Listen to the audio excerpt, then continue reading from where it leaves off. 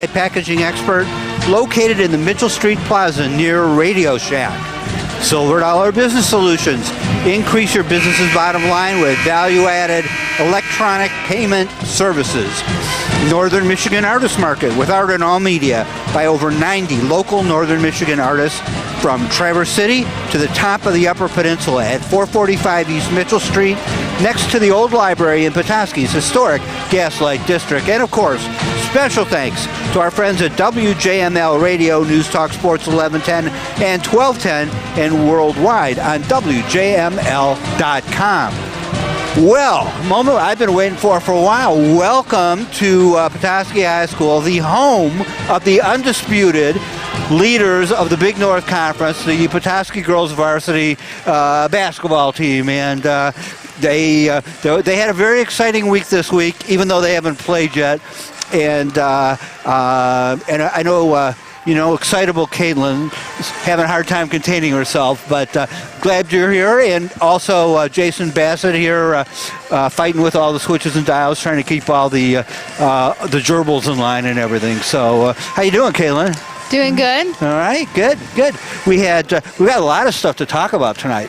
Yes. We had that have a bunch of details about that big game that Cadillac finally lost, which we've been sitting waiting there for someone. Somebody. Thank you, West. Thank you. Yeah. I know we beat you, but thank you. Knocked them off, and we've got. We don't like your refs, but thank you. And we're getting close enough to the end of the season that we're starting to take a look at a few of the season records that might be in jeopardy from this Petoskey Northman team, and we're getting close enough to the playoffs to start looking ahead to that. I know the players can't do that yet. They still have tonight's game and two more games remaining, one more conference game and one non-conference game, so they've got some of that to deal with, but for those of us who don't have to get out on the floor and suit up, we can start thinking about all that. And also tonight, it's pink night. So pink game. Yeah, the pink game. So what are we gonna see? We're gonna see some pink uniforms. We're gonna see some pink uniforms. I think they tell the people in the stands to wear pink, and it seems like if they don't have pink on, they're gonna throw a dash of pink with the pink lay. Yeah. So we're all sitting here with our pink lays. Of course, you came prepared. Yes. With your pink shirt on. That's excellent. Jason and I, not quite as up with it. But there's a whole. If you're coming tonight, there's a whole assortment of pink wear out in the hallway that you can pick up, and that goes to support families in the area who are dealing with cancer. And helping them out. So it's going for a good cause, and you can get armbands and T-shirts and lays like we're wearing here, and a whole variety of different wonderful pink things. And everybody's still got their warm-ups on, so we're not seeing those pink jerseys yet. But you can see the pink. They're white jerseys with pink trim, right? With pink trim and pink numbers. I wish they did it the opposite, though. But they do. They look very clean. Yes. Out here, so that's. Well, and they're the home team, so it's kind of a home team jersey. Yes. But anyway, in addition to all that stuff, and right now the Ogemaw Heights Falcons, we should mention them because they are the other team that we're playing tonight. They're out on the court warming up. Oh, and there's one more thing tonight that makes tonight special. This is one of those, we're on early because this is one of those great doubleheader nights. You come out to the game, you get to see not only the first place Petoskey Northman varsity girls, but whatever those other guys are, second place or wherever they are. I don't know. They might be tied with Cadillac. I feel like they've only lost one. Yeah, they're right up there. They had little trouble. But anyway, the boys play the second game tonight. So all the bleachers are down. The jazz band is starting to set up over there. So there's going to be a lot of people coming in to see tonight's game. And there's still time. We don't start for another little bit yet here. 17 minutes. There you go. So there's plenty of time for you to get out and see both of your Petoskey Northland teams tonight. And we will be here for the entire girls' game. And if you can't get out here, you can listen to us either on WJML or on WJML.com. We've got our video playbacks working pretty well. And we'll talk about all that when we come back from this brief message here on WJML News Talk Sports 1110 and 1210 and worldwide on WJML.com.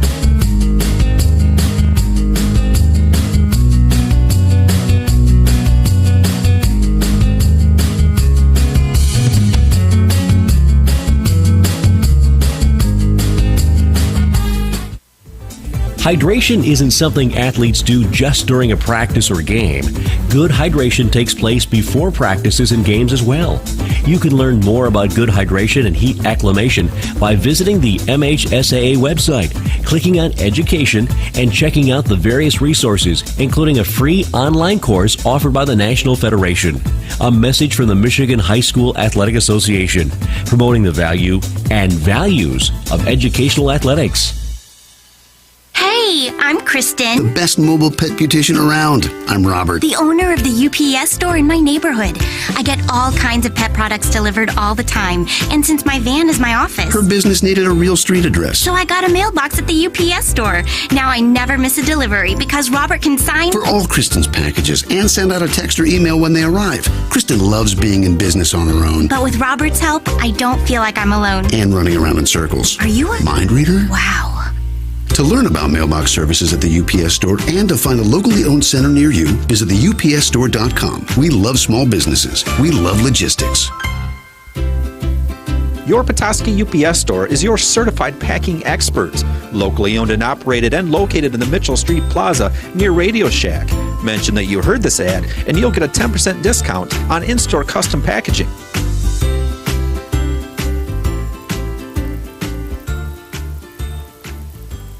Bob, what are you doing out there with that rifle and dynamite? I hated that old credit card machine so much that after Silver Dollar Business Solutions came by, this'll be fun. No, that's dangerous. Oh, we don't need that old thing anymore. Silver Dollar Business Solutions got me a better system and lowered my rates.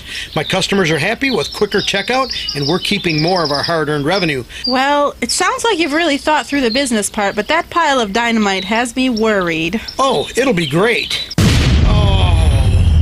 If you own or manage a business and hate your credit card processor, Silver Dollar Business Solutions can help. Whether you need to lower your costs on your current equipment or replace your processing system, Silver Dollar Business Solutions is here for you. You will be so happy you'll want to celebrate, but please don't do anything dangerous. I guess the dynamite wasn't such a good idea. 231-758 2851 Silver Dollar brings value to you.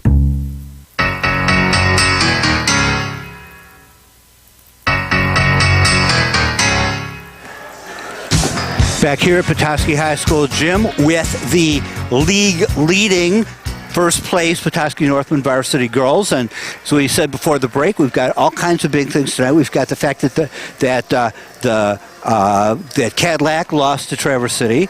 We've got the fact that this is pink night. We've got the fact that this is a doubleheader night. We've got the fact that Caitlin and Jason are both here wearing their pink lays tonight, and me too. Although, maybe you don't care about that, but that is Probably not. And there's one other thing too. This I know not everybody pays attention to all these little geeky details like I do, but the Petoskey Northman girls basketball team actually cracked the Associated Press poll rankings this week for the first time all season. Not the top 10, but in Class A, we are, after they list the top 10, they have a list of other people who got votes, and we are now number 17, tied with Farmington Hills Harrison for 17th with 2 points. So that's not a lot. The first place team, Detroit King, has 72 points. And our old friends at Grand Haven are in third with 67 points. But it's a little milestone. We finally, to get some team from Northern Michigan even noticed in this poll is a big deal. And this is the first time we've cracked it this year. So there's all those wonderful things. Just before we went to break, I was telling you that I was talking about the video replays that we have in all of our conference games from the season, all of our broadcasts, except I think the first one, right, Jason? We missed the first one, or something happened with the first one, but all the rest of the video broadcasts are online, and you can get to them at WJML.com, or actually you can go to YouTube and look for WJML Sports, and all of them are on there. You can watch Kelsey Ann's last-minute bucket. You can watch that last game where we beat TC West and held them to 16 points. You can watch any of the games that you want. But right now, we're going to start looking forward to tonight's game. And let's start with you, Caitlin. Tonight, we're playing a team that we beat twice already this season. A team that beat once. Yeah, it's beat once, right, this season. I'm getting ourselves a little ahead of ourselves, Sarah. It's okay, thank you. We beat them once this season. They're in 7th place with a 0-9 record, last place in the conference. And we're getting near the end of the season. So this is one of those games that, for the team, has got to be a little tough to focus on. Yeah, and there's a lot of distractions tonight. It's a pink game. It's a doubleheader boys game. The jazz band's here. Hopefully the stands fill up more, which I'm sure they will, just because it's a great cause. But we really just got to make sure we're not playing down to their level. Ogemaw Heights, they don't have the strongest team this year. It's quite obvious. 0-9 in conference. I don't know. And they're new in the conference, too. This is their second year playing in it. And that's tough to travel to. Alpena's probably on closer to them, but, Petoskey and Traverse Cities and, every other team, Gaylord. And for them, it's just, the way they play, they don't give up, which is great. But they are quick. They like to push up the ball. And if they have it, they'll take the three. I know Kate Marshall, she likes the three, but she doesn't know how to shoot under pressure. So. All right, well, let's see what we've done against them. Last year, we beat them there 58-27, and here 51-27. I guess that was their magic number last year. This year, on January 11th, we went to Ogemaw Heights. They're near, which is, if you haven't heard of Ogemaw Heights by that regional name, it's actually just outside of West Branch. We beat them 50-27. So all three of those games, they got 27 points, which is kind of interesting. The record for the Northmen for average points given up is, what is it? Is that 30 points? Is that what we figured out? We got the list of records out here. Oh, yeah, for Petoskey Northman Varsity. It's 30 points. So, and we are now sitting at, I got that here too, we're now, as of this last Monday, which was really the last time we played, our points against for the entire season, conference and non-conference, is 33.5. So I think Trish and Coach did the average, and I can't remember, but for them to beat that record, it's kind of like they have to hold everybody to either 12 or 15 points a game. Okay, well, 12 or 15 isn't going to happen. We've got two games at 16 and one game at 17, and I don't think we're going to hold the Falcons to that little. But the team needs to focus on that, and we'll be right back to talk a little bit about the upcoming game in just a couple of minutes here on WJML News Talk Sports 1110 and 1210 and worldwide on WJML.com.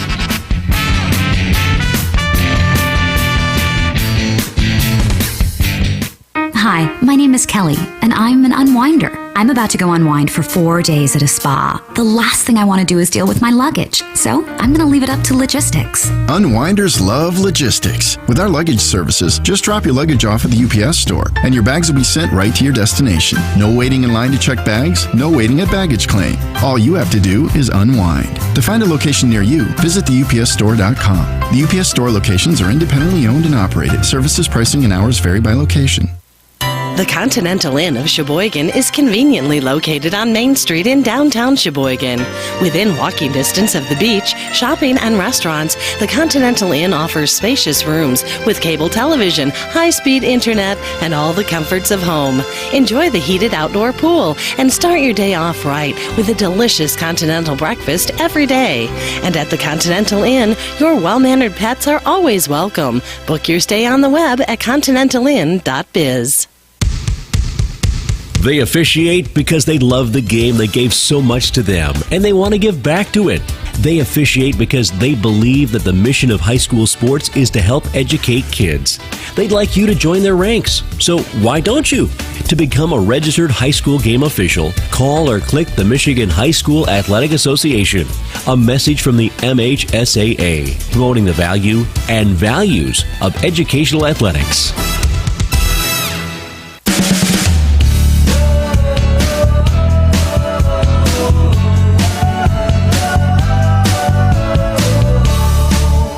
Hello, everybody. I'm Marty Scott here with Caitlin Crittenton and Jason Bassett, getting ready for tonight's game between the Petoskey Northmen, the first place Petoskey Northmen, and the Ogemaw Heights Falcons. We're getting close to the beginning of the game, so I have some other things to say, but we better go to Caitlin for the Fashion and Passion segment before we get started tonight. So a lot of fashion out on the court tonight, Caitlin. Okay, I'm going to start with the bads. Get that out of the way. First, I want to look over at Ogemaw Heights bench and looking at their coach and wondering why he's wearing shorts. I do believe there's still snow on the ground, multiple feet of snow on the ground. So, first big no-no. And he did the exact same thing last time. So, okay. Now I gotta say, I have a store downtown, and on average day in the middle of the winter, I see a lot of Petoskey High School students, I assume they are, walking by in their shorts with about 10 feet of snow on the ground. So and I see that too with socks and like some sandals on, and I understand if you're going, working out at a gym and you have a jacket on, but I don't know, it's just ridiculous. Guys, put some pants on. You look stupid. And then also, their uniforms are, I don't know how they got their school colors. It's UPS colors, the brown and gold, which, my uncle works at UPS. He's the nicest guy, and he's so proud of the UPS brown, but not for a school team color. That was my school colors in high school were green and white, but my class colors, we had class colors for some reason so that they could make them the color of the yearbook. And it was usually the yearbook guys who really cared about that and got us to vote for the right class colors. Our class colors were brown and gold. That's ugly. Which, kind of made a brown, leathery look to the cover of the book. But I agree with you, for uniforms, it's a little strange looking. There's many different colors. Vomit green would be better than brown and gold. But the Northmen are looking very nice tonight, very clean. They have the nice white jerseys. I swear they're whiter than their regular jerseys, and they have the pink trim, have the pink socks. Some of them have pink laces. Just all of them, showing their support and wearing pink for a good cause. Yeah, and I don't know whether they're whiter than the regular ones because they only wear them a couple times a year, and they're brand new, I think, this year too, right? Last year. So this is the second time, and they don't give us them at the beginning of the year. It's just during this game we put them on and we take them off. So they turn them back in, and then they Mr. and put Mrs. them away. Lewis are just over there saying, "You didn't return your socks." And I'm like, I don't know if I have them. I know I have the sweatbands, but... So you got to be careful showing up here. People know all your past misdeeds, and we got to use the immunity of being on the radio. You can't harass Caitlin while she's doing the radio show. After the game, I think you're on your own. How about so we got to look at the fashion picture for tonight. How about the passion, the emotional side of girls basketball tonight? Emotional side, emotional passion, drama wise, I think our team's doing good. But during this game, you will see their fire come out, just because I think Ogemaw Heights is feisty, and I don't remember what number it is, but I wanted to elbow her in the gut when I was broadcasting. She was so rude. I think this was the game when they boxed out and took out like Megan Tompkins, and then they boxed out, and I think they took out Liz Frazier just when they were jumping out of the air and just... Or cut under them. It's just like so unprofessional. I don't know. All right. There's... I think that this is a game where, even though they aren't as skilled as us, their like feistiness on the court, their way to play dirty, that's going to keep us going. Right, and I'm sure if you still remember that the team is very aware of that, and like you say, maybe that helps them get up a little more for tonight's game and take this thing a little seriously. I know that they're aware of the points against record. Yeah, I think they are. and I think they're aware of it, but I don't know if Coach stresses it because he's not really into. He just wants them to play well tonight. If they play well tonight and hold them to 20 points, he can't complain. Right. The records are something to look back at after you're retired, like you, and looking back in your old age at your accomplishments. We were going over the records before the game, and I noticed there's a list in there of 4-year letter winners, and a certain color coordinator that we both know is left off that list. And I think I got left out is just because I had the weird year of having 3 different coaches. So I had Coach Green year, freshman year, Tam for 2 years, and then Coach T senior year. So, to them I only played for 1 year. But it is wrong, and I'm sure that at least one member of the broadcast team is going to mention that to the coach. I already told Trish. Okay. She's going to fix it for me. Thank you, Trish Lamberti. Okay, we will get that corrected so that for posterity, the accomplishments of Caitlin Crimson are... There's not many. No. Well, that one of just sticking around for 4 years, that's a pretty good accomplishment. Anyway, we got the fight song going here now. We have teams out on the floor. We're getting right down to the last second. The crowds are starting to build up here. And we're in a moment, we're going to have the official announcements and all that, the starting lineups, and the game's going to be underway. Well, I've got a minute. You remember our last game against Traverse City West. We won that 36-16, and Kelsey Hance got the game-high 12 points, 6 rebounds, 3 steals. Alyssa Van Worden had 7 points, 5 rebounds. Megan Tompkins had 8 points, but she got all those in the fourth quarter, and 8 rebounds. And the team was 16-38 from the floor for 42%. So pretty good performance of that game. And now we're about ready to go into the national anthem and all that other good stuff to get this game off to a start. Waiting for the last couple of announcements here as the crowd stands at the home of the first place Petoskey Northland girls varsity basketball team. Have I mentioned that yet tonight? That they're the first place Petoskey Northland girls varsity basketball team? 100 times. All right. Well, that's pretty exciting. It is. Anyway, getting ready for that national anthem, and they're still looking around the gym. There's still a few seats available for you, so get in the car and come on out here. There's still a few minutes before the game starts, so you won't miss very much. Turn on the radio in the car while you're driving out here and listen to us. National anthem.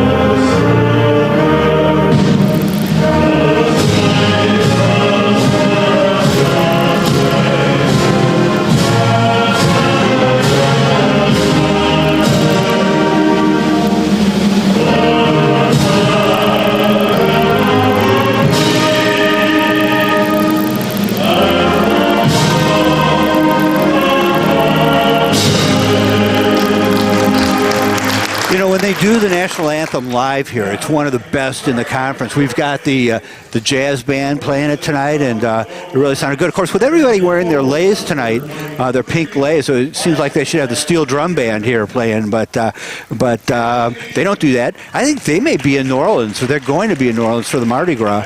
So that's pretty exciting. And tonight we have the Petoskey Jazz Band there, in most of them in their pink T-shirts. Everybody who got the memo is in their pink T-shirts over there tonight, and the rest of them in some white shirts and stuff. But they played really well tonight. Anyway, the starting lineups are being announced, and we're getting those for you. We'll read them to you in just a second. But then we'll be ready to get the game started, And I'm looking for a good game tonight. I think that Ogemaw Heights get near the end of the season. They are one of those teams that the Northmen have to really be careful about. They don't have any wins yet this season. They don't have any? No. Ogemaw does. They do have Not in non-conference. In Okay. non-conference, they have 2. But in conference, they have none. And playing those teams is always dangerous. They're getting near the end of the season. They're looking for some opportunity. This would make their season to beat the Northmen tonight. And as you said earlier, Caitlin, they're a pretty serious team. So we'll see what happens. And I think we're ready with the starting lineups now. So, Caitlin, who's starting tonight? For the Northmen, we have Megan Tompkins, Liz Frazier, Kelsey Yans, Katie Lewis, and Alyssa Van Worden. For Ogemaw Heights, we have Kayla Marshall, Shelby Killinger, Haley Izorski, Kennedy Beecham, and Courtney Stahl. All right. And I see we have the Northman coaches down there wearing pink ties and everything. So they all look snazzy. Everybody looks nice and snazzy and ready to go. So great. Let me, of the people from Ogemaw Heights playing tonight, we should mention some of the scoring leaders. With the Northmen, the league scoring stats came out again this week on Monday, and the Northmen still have the same 5 out of the top 20 in the conference.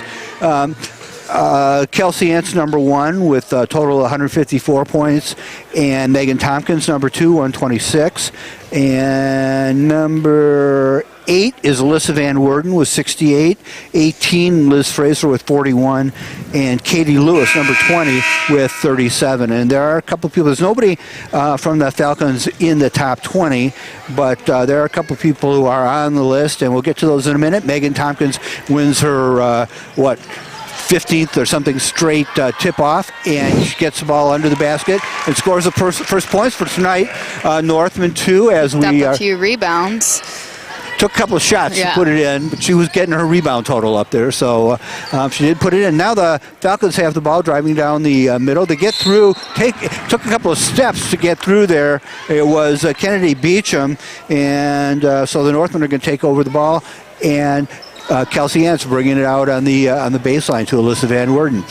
Now that everybody's got their warm-ups off, you can see those great pink on white jerseys. Ball comes into the middle to Tompkins, back out on top to Fraser. Over to the left-hand side now to Lewis. And back in the middle to Kelsey Yance. She gets it back out to Lewis. Lewis looks around. Not a lot of movement inside right now. Lewis over to the left-hand side to Fraser. Fraser looking around, gets it to Tompkins at the free throw line. Back out to the right to Van Worden. Inside, and kind of quick pass over to the right-hand corner to Lewis, inside to across the middle to Megan Tompkins, and some contact underneath there. I think it's going to be a foul on Ogemaw Heights. Foul is on Haley Arzorski, her first, team's first of this half. And Northman bringing it in from out of bounds. It is Lewis standing on the back line, passes it to Tompkins on the free throw line.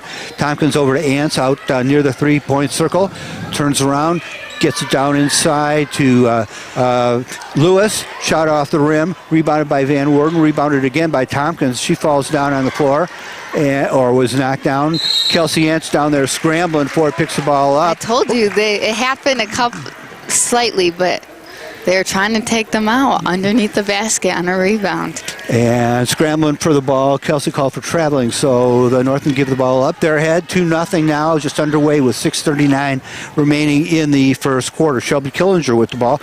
There are 2 Killinger sisters. Shelby is the senior and one of the captains of the team, and her little sister is Kelsey, who is a junior.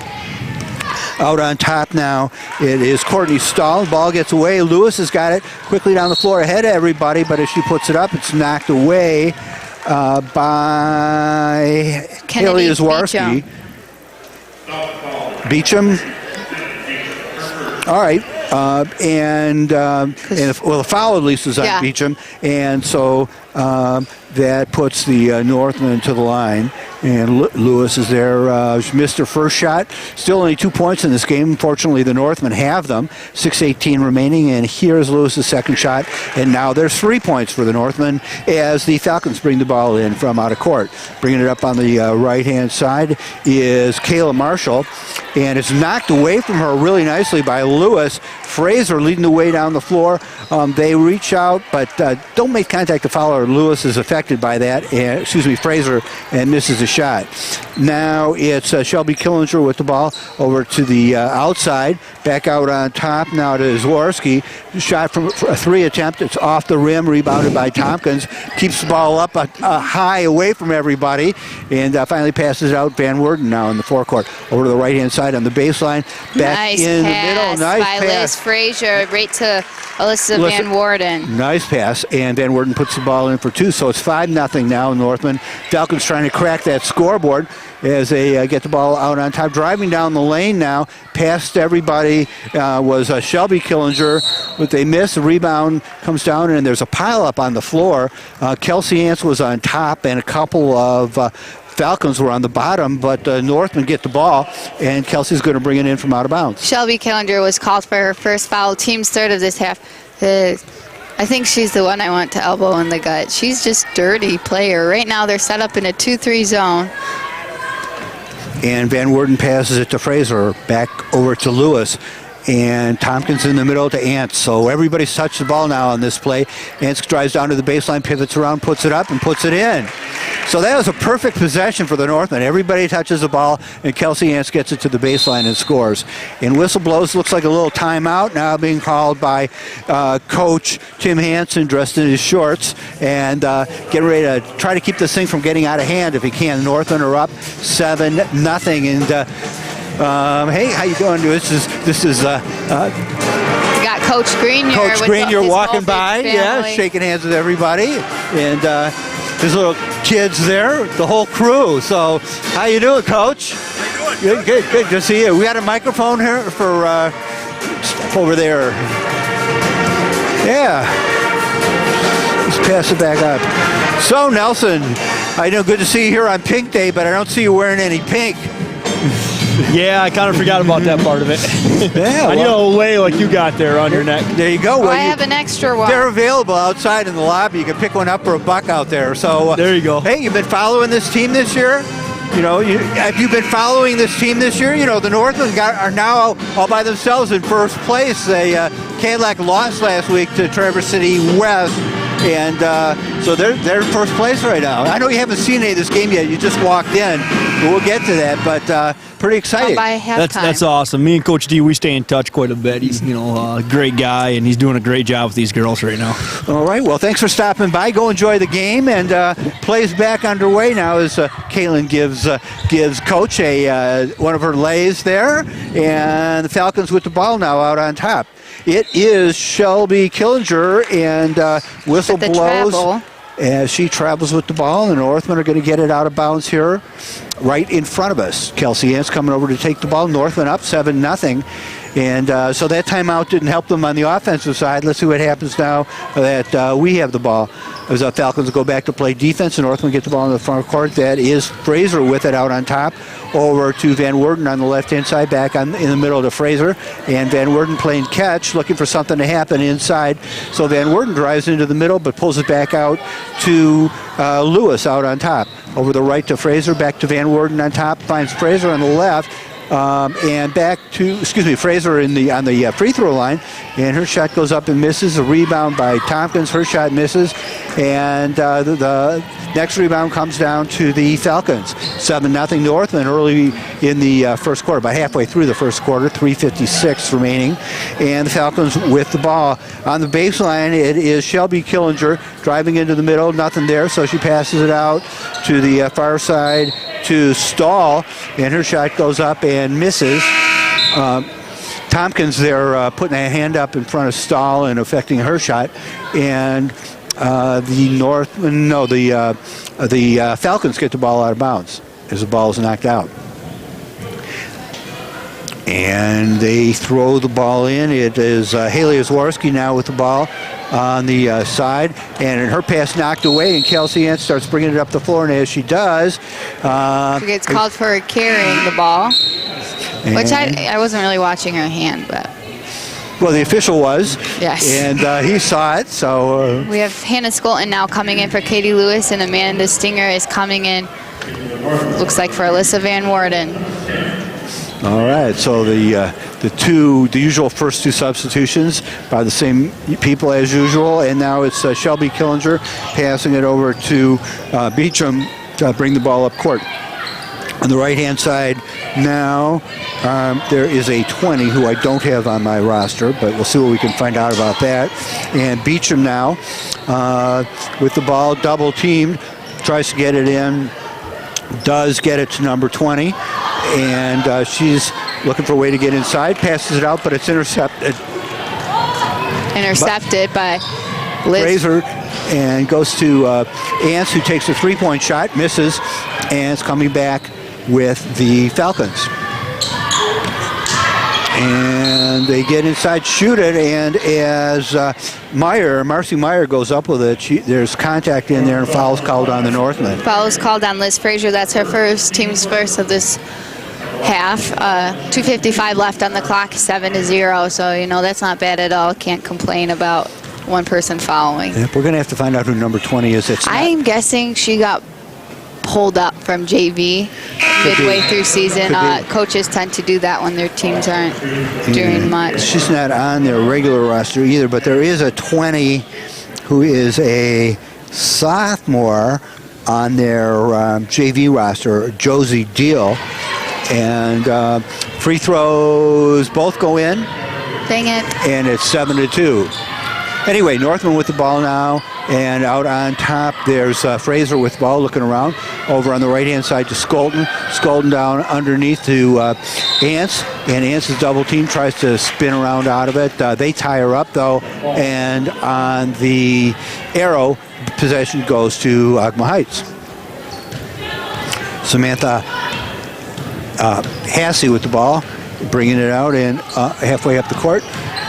Pass now and travel by Marcy Meyer as she tries to get the ball inside, jumps up a little bit in the middle. It comes down with the ball. The Norsemen are really good at pinching that gap and help defense, and that's something they weren't so good about. Depending on the team, like a Cadillac, that's something that we struggle with. So it's good to see that help defense we have. Fraser with the ball now, 2:22 remaining. Ball's knocked away, but picked up by Ants before it goes out of bounds.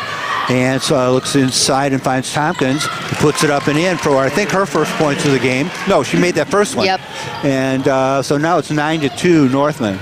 Ball inside to number 20, and she pivots around. She's tall.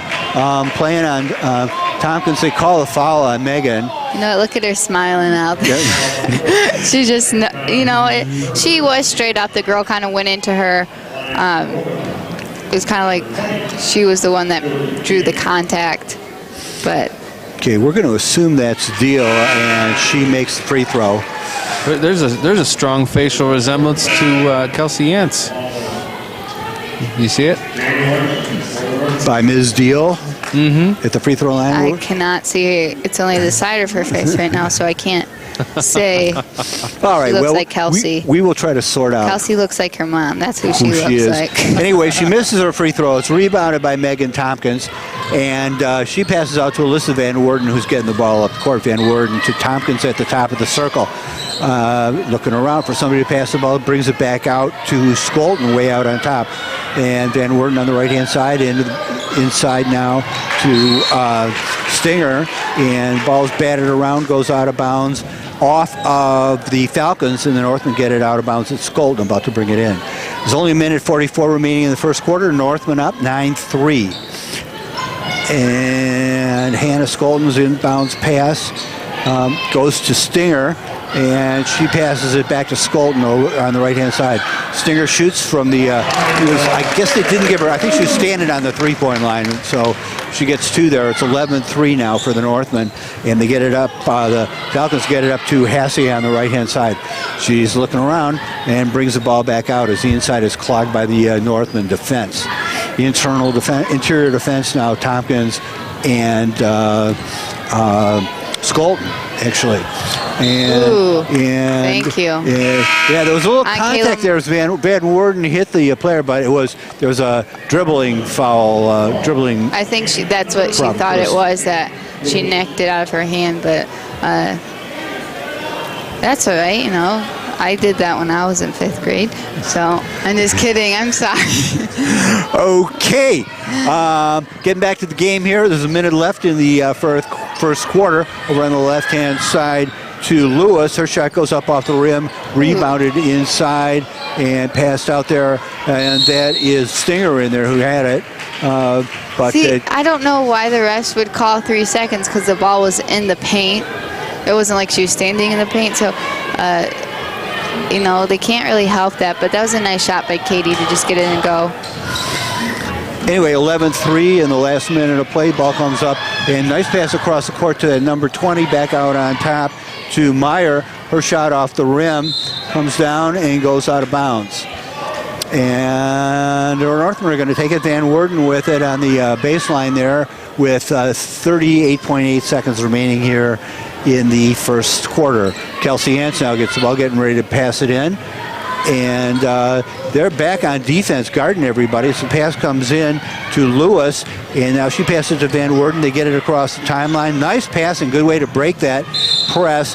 And Ants goes up with the ball. She's fouled, missed the shot, but probably as a result of that foul, and she's going to the free throw line with the Northmen ahead 11-3. Foul was on.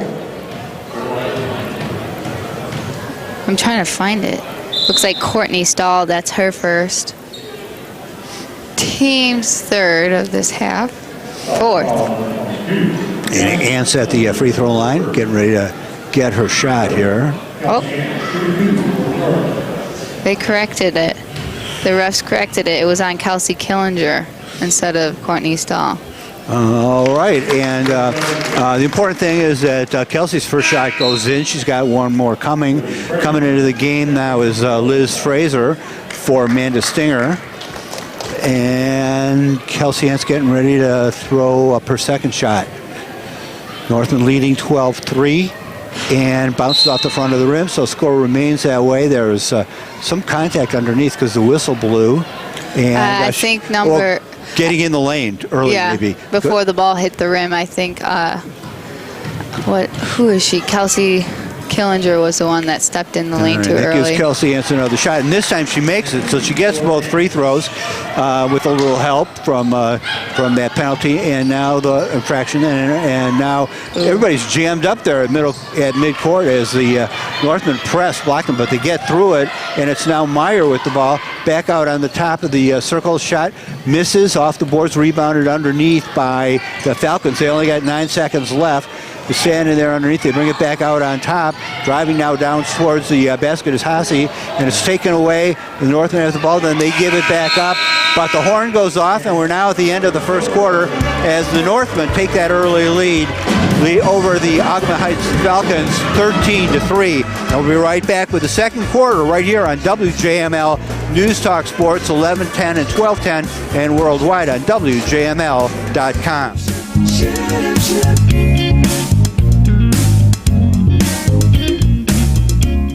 Nestled in the woods across from the Pellston Regional Airport, the Pellston Lodge is halfway between Mackinac City and Petoskey and close to all the great things about northern Michigan. Enjoy first-class accommodations, a dip in the pool after your long day, and wireless internet throughout the hotel. A delicious morning continental breakfast awaits you before a day of activity. Winter ski packages are also available from Nubs Knob Ski Resort, so make your next stay at the Pellston Lodge in Pellston on the web at pellstonlodge.com.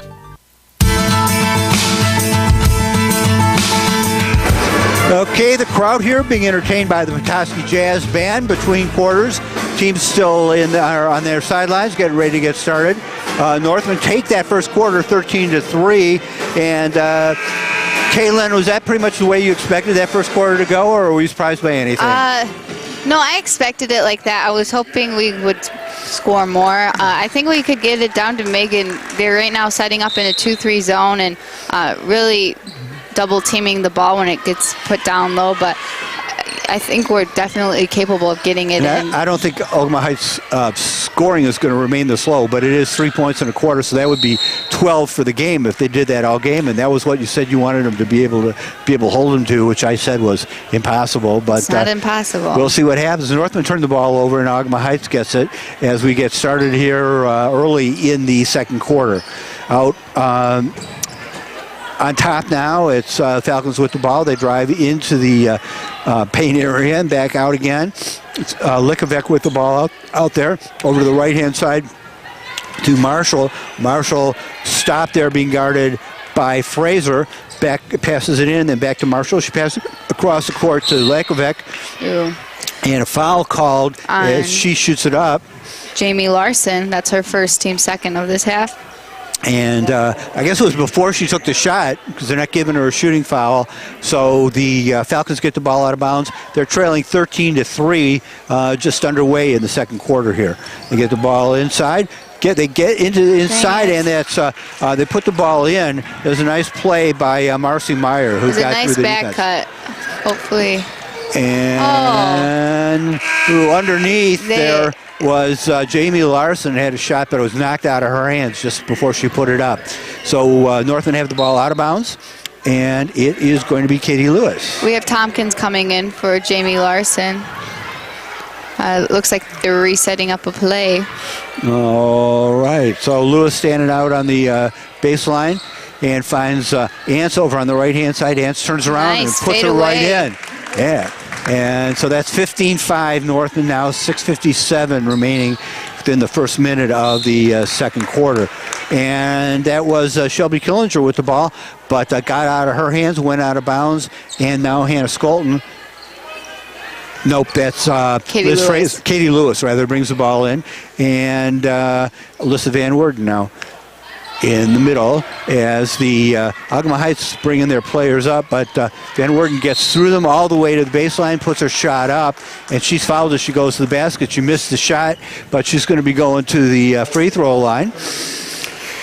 Our buddy Carlin Smith walking in. Everybody's coming to this game. You don't know who you're going to see in here. So he's here. You guys should get down here and enjoy the rest of this game. We're still in the second quarter, and we got the boys coming on later tonight. Follows on Holly Denstadt. That's her first, team's fifth of this half. Alyssa Van Worden missed her first shot. And coming into the game is Haley Zworski for the Falcons. And the ball goes back out to Van Worden for her second shot. It was kind of funny because they were pressing us, and then everybody got back, and then, she misses the shot, but Megan Tompkins gets it underneath after a couple of rebounds, puts it in. Northman now 17-5, so they got 2 points instead of one from the free throw. And now Falcons bringing the ball up court quickly. They got an opportunity from the left-hand side, but the defense fills in quickly. They bring it back out on top.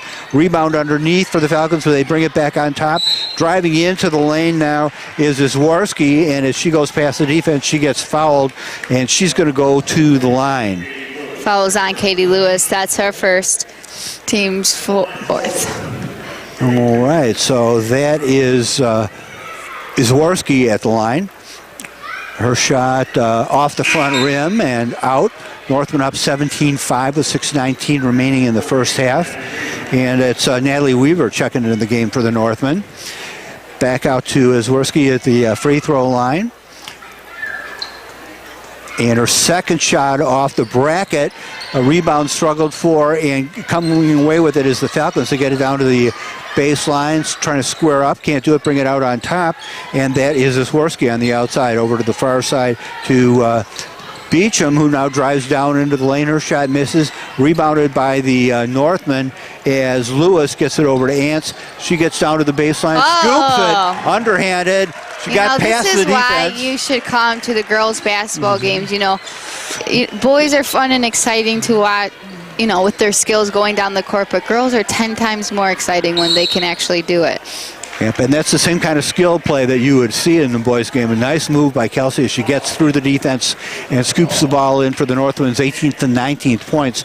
And Ogemaw Heights having his ball out of bounds now. Well, coming up back from defense, Kelsey picked up her first foul. Team's fifth, so hopefully they slow it down. We had Abby Blanchard coming in for Kelsey.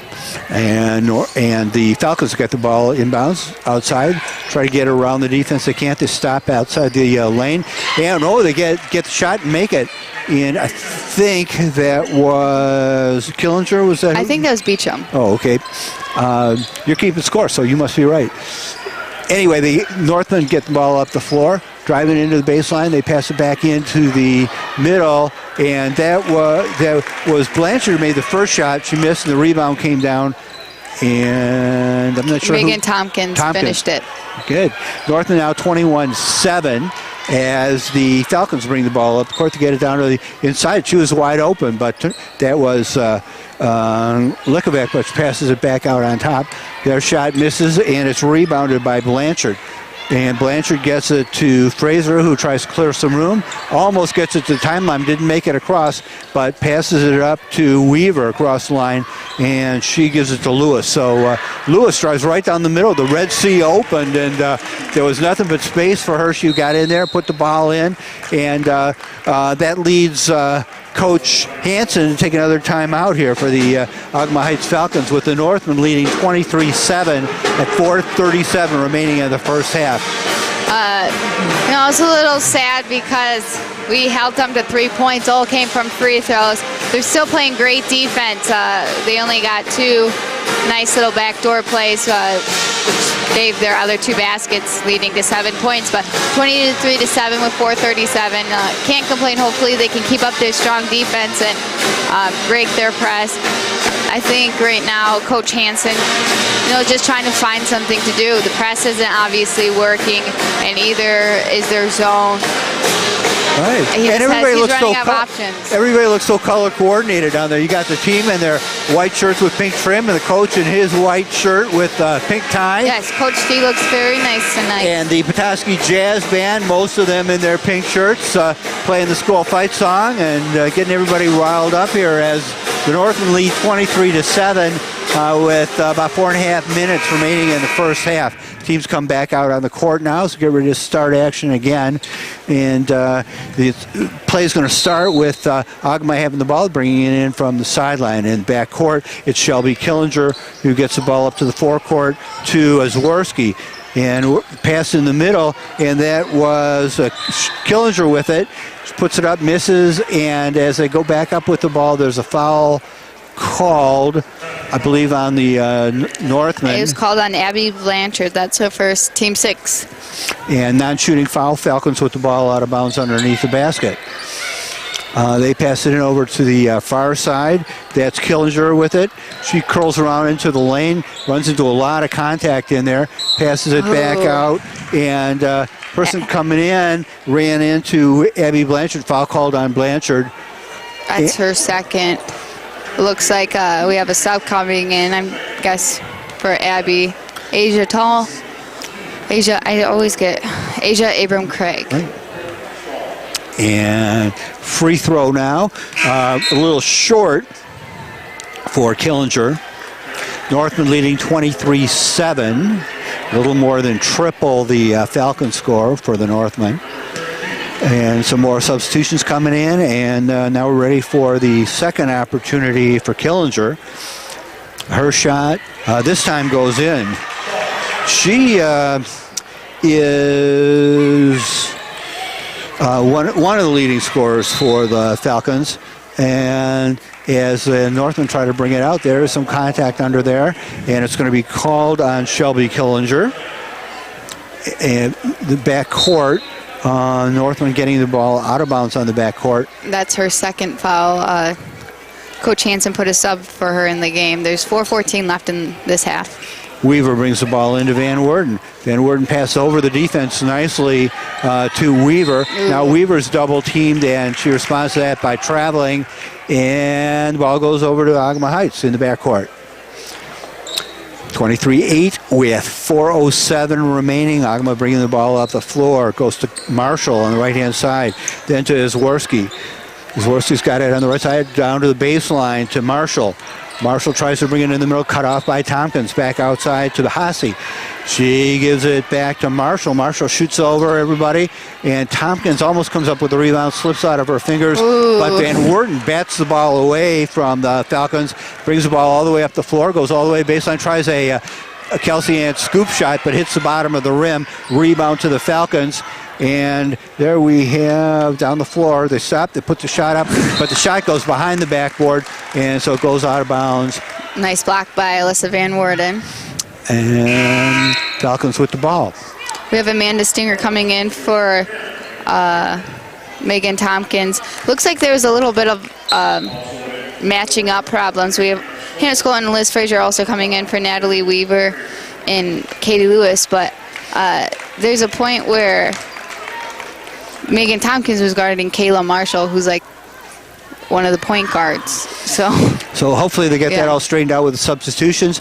And Falcons with the ball now, try to get a shot up. It's short, and Van Worden scrambling for it on the floor, gets a jump ball, and the arrow is pointing Ogemaw's way, so they're going to get the ball out of bounds. Kayla Marshall steps out there to take it. Now it's going to be Zaworski who goes out to throw the ball in for the Falcons, and she does to Marshall. Marshall back out on top to Stahl. Nice job by Asia. Very nice. Oh, Hannah. And then Hannah drops the pass, but she scrambles for it, gets it, doesn't give up, and gets the ball back. And gets it to Van Worden, back to Skolton as she brings it across the midcourt line to Van Worden over on the right-hand side. Van Worden waits for the offense to set up, and while she's waiting, something happened away from the ball. I was watching Asia setting the screen, and they called it a moving screen, but I thought they were going to call 3 seconds on her, if anything. So these refs, they're calling it evenly, but it's either they don't call anything and letting a lot go, and then they are sweating the small stuff. So it's a little inconsistent. Hasse brings the ball up the court for the Falcons, and they're trying to get the ball in. They can't. Hasse just got it back out on top, and now Marshall. Marshall down to the right-hand side. A nice spin move inside, but person misses it. I think they do miss it. Comes down now to the north and quickly up the floor very nicely by Liz Fraser. Goes to baseline. I was a little nervous because girls tend to not want to use their left hand, and I was like, the left lane's open, but she did a nice little move. And crossed over and took it with her right hand. Northman now shoots the ball. The Falcons shoot the ball in. Northman are up 25-8. Whistle blows, and we'll see how they sort this out. Asia, that's her second. Team 7. So now we're in bonus. Actually, it looks like our 9th. Team 6. Oh, Team 9th. You're right. Team 9th. Whoa. It's the Falcons who have 6. So we're almost in bonus. Killinger on the free throw line. 25-8. Trying to set up their play on the rebound. They got that all straightened out now, and here we go. And they don't need it because she puts the ball through the hoop, and that is now Courtney Stahl on the line. And it's now 25-9. Van Worden brings the ball across the timeline down the right-hand side to Skolton. Skolton brings it into the middle, looking around. She's got her head up, finds Van Worden on the right-hand side, down underneath, and missed there by Stinger. Falcons bring the ball up the court, and it's now Meyer on the near side. Comes to the side of the lane, knocked away by Van Worden. And she waits, lets the team get up the floor ahead of her, and then she brings the ball up behind them. Van Worden now at the top of the key over to Skolton on the left-hand side. Skolton drives down towards the baseline, stops, and passes it over to Fraser. Fraser now brings it back out, and they reset the offense inside.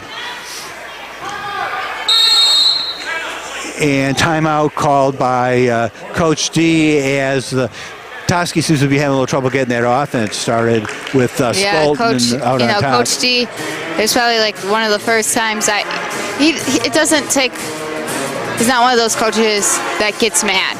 And he's kind of right now frustrated. We can't seem to, move the ball fast enough. We're not really getting open, and we're wasting a lot of time on offense on pointless actions. And I think we need to be patient, and we got to keep moving.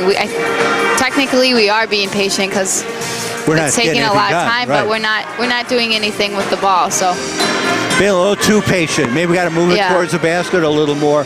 Partly, I think that's because we're getting a lot of different combinations in there that don't spend a lot of time together on the floor, as Coach D's trying to get a lot of people in there.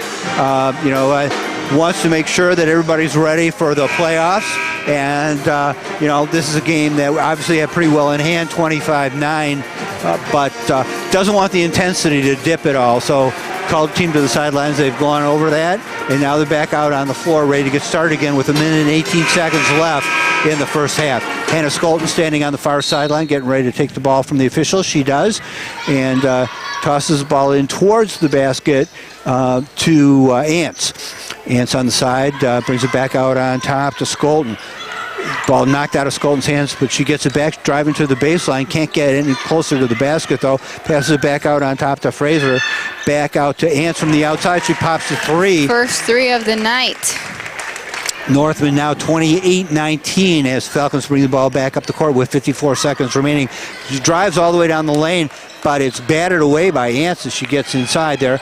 Then the follow-up shot is put in by the Falcons, and it's now 28-11 as the Northman start to bring the ball back up the court. Skolton with it on the left-hand side, gets across the timeline, finds Ants in the middle, and Kayla Marshall. Marshall on Ance's back, way away from the basket outside the three-point line. So that gives Kelsey a chance for some easy free throw shots. A big help to the Northmen, who are having trouble getting the ball inside now. They go right to the free throw line. We have Katie Lewis and Megan Tompkins in for Amanda Singer and Hannah Skolton. About half a minute left to play here in the first half as Kelsey Ants puts the ball up, rolls around, falls down off the rim, and rebounded by the Falcons. Pass the ball quickly up the court to Shelby Killinger. She's got it out on top, looks around. Passes now, it's down to the baseline to her sister. I think that's her sister, Kelsey Killinger. 3 seconds was called on Ogemaw. So they're standing around a little bit too. Yep. And Northman get the ball back as Ants brings it in. Ogemaw up, 3-4 defenders up in the backcourt here, but they're not pressing hard as Fraser gets the ball easily across the timeline. Over to Tompkins, to Ants, and off the rim, down to, who is that, to Larson, who passes the ball in nicely, but the horn goes off. That ends the first half with the Northmen with a lead 28-11. And we're going to be right back with the UPS Store Petoskey halftime show in just a minute on WJML News Talk Sports 1110 and 1210 and worldwide on WJML.com.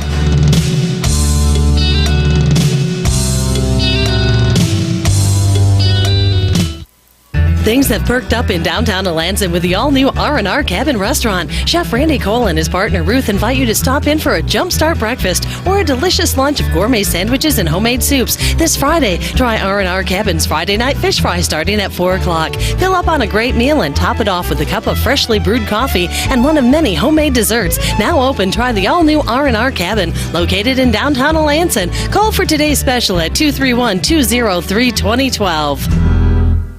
Hi, my name is Kelly, and I'm an unwinder. I'm about to go unwind for 4 days at a spa. The last thing I want to do is deal with my luggage, so I'm going to leave it up to logistics. Unwinders love logistics. With our luggage services, just drop your luggage off at the UPS store, and your bags will be sent right to your destination. No waiting in line to check bags, no waiting at baggage claim. All you have to do is unwind. To find a location near you, visit theupsstore.com. The UPS store locations are independently owned and operated. Services, pricing, and hours vary by location.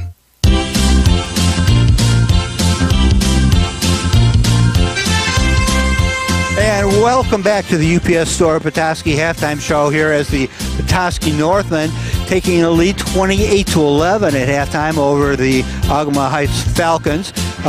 Jim all of a sudden got quiet as the the jazz band stopped playing, and they've been doing a good job of entertaining us while time's been out here. Very nice, and we've got Caitlin. We've got a pretty decent lead by the Northmen, but I wouldn't say it's been a very impressive first half. I'm thinking, like, who stands out in this game? And there's been some standout plays, but there hasn't been someone that actually stands out to me.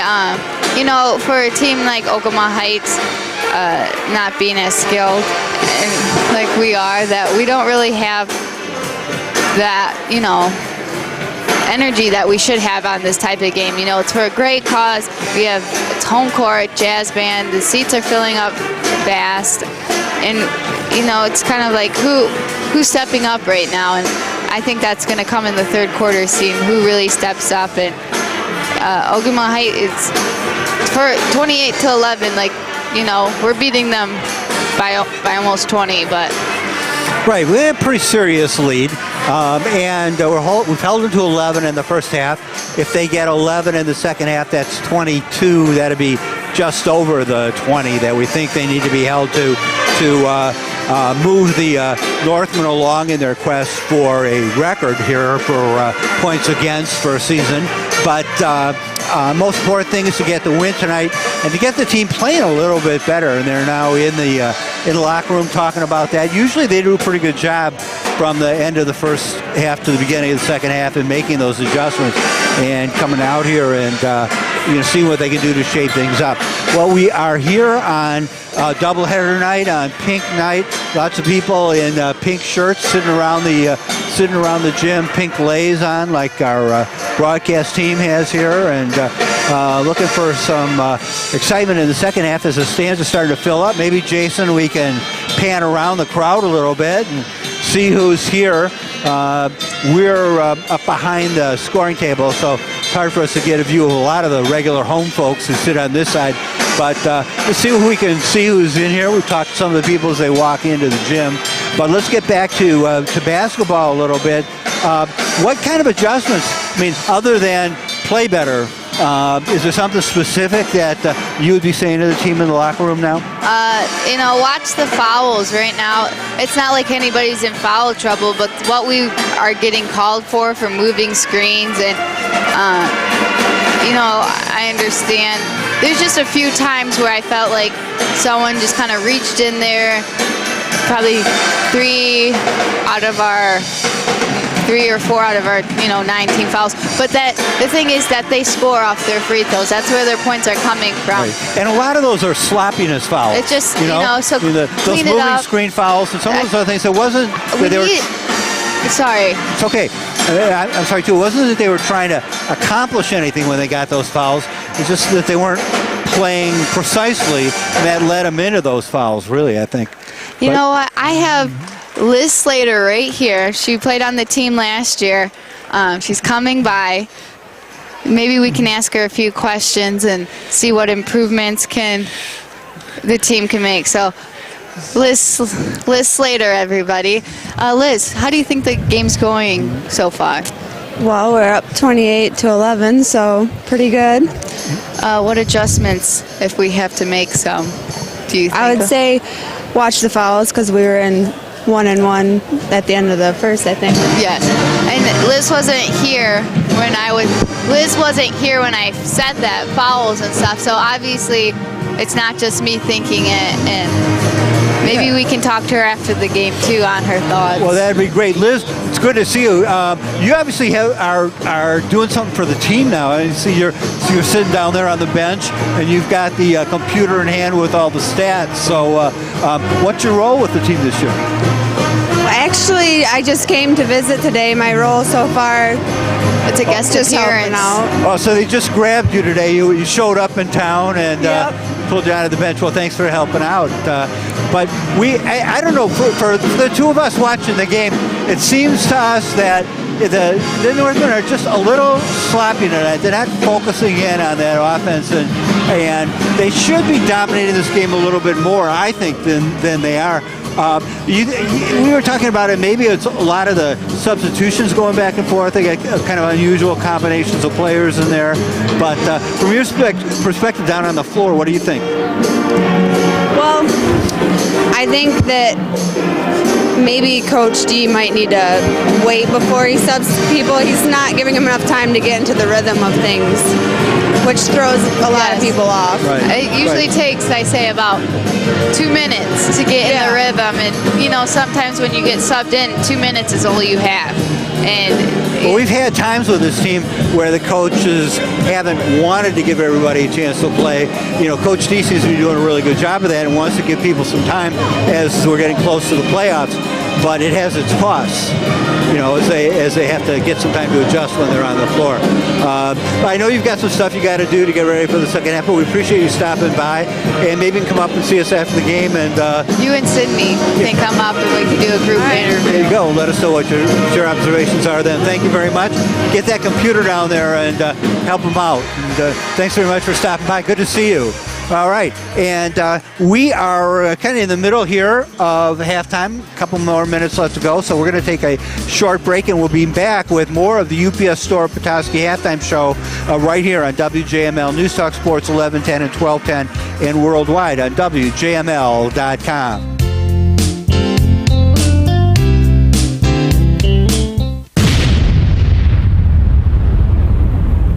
Bob, what was that? Hey, that was our old computer. Why did you do that? Well, it was old and slow, and I was getting frustrated waiting for it. I just got to go out and buy a new one, I guess. That was a waste. Silver Dollar Business Solution makes your computers fast again. For pennies on the dollar compared to what a new computer costs, you don't even have to pack it up. They'll come to you. If your computer is slow, unreliable, or just plain broken, call Silver Dollar Business Solutions for affordable on-site repair, tuning, and upgrades. Silver Dollar Business Solutions can resolve most problems in one convenient appointment and works for 100% customer satisfaction. Call 231-758-2851 to make your appointment. Mention this ad and get 20% off your first visit. I guess that dynamite wasn't such a good idea after all. 231-758-2851. Silver Dollar brings value to you. My name is Susan, and I run my own consulting firm, which really means I'm the consummate multitasker. I'm the accounting department, the marketing department, the mailroom. So how do I get it all done? Logistics. I'm Bob from the UPS Store. Multitaskers like Susan send their presentations to us online, and we print them, bind them, and make handouts. We also handle their packing and shipping. And with one of our mailboxes, we can sign for packages, even send text alerts when they arrive. Thanks to logistics, I can do more than ever. And I didn't think that was possible. Multitaskers love logistics. That's why they love the UPS Store and all the things they do. To find a location near you, visit theupsstore.com today. Participation, prices, and hours vary by location. See Center for details. Your Petoskey UPS Store is your certified packing expert. Locally owned and operated and located in the Mitchell Street Plaza near Radio Shack. Mention that you heard this ad and you'll get a 10% discount on in-store custom packaging. It's okay. All right, and we are back here with the kind of the wrap-up of the UPS Store Petoskey halftime show.